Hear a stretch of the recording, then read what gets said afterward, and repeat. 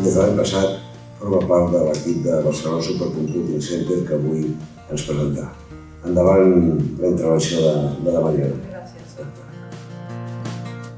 Molt important perquè l'estratègia europea va de guanyar sobirania en aquesta tecnologia i que avui, com que parlem d'infraestructura tecnològica, doncs aquest és un àmbit molt important, que els ordinadors del futur puguin tenir també tecnologia europea. I aquí és on estem treballant des del BCC de forma molt intensa.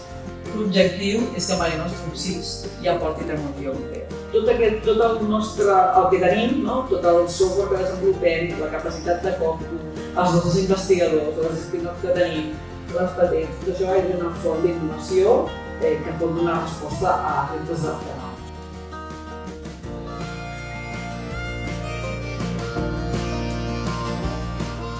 Explicaré ràpidament qui som a Kilimanjaro, què estem fent i fins a on volem arribar.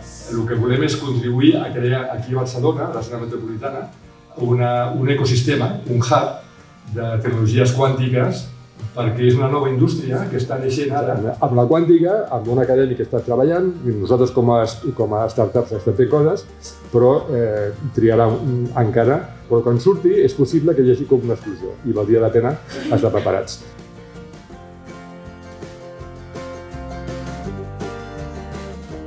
Les empreses, nosaltres parlem del que són les líders digitals. Què són les líders digitals? Són totes aquelles empreses, independentment del sector o independentment del tamany, que tenen una estratègia digital integrada en el seu model de negoci. A Barcelona tenim l'arribada dels cables submarins, que és una gran també avantatge perquè al final ens situa a nivell geogràfic en el món en un lloc molt important. Components de negoci ara són digitals, s'han de poder interconnectar amb el nostre ecosistema, amb els nostres clients, amb els nostres proveïdors, amb els nostres socis i per això cal també posar a l'equació tot el que té a veure amb les comunicacions. El nostre propòsit és l'espai on els líders digitals es reuneixen per poder fer possible tot aquest món d'interconnexió i tot aquest entorn ecosistema digital.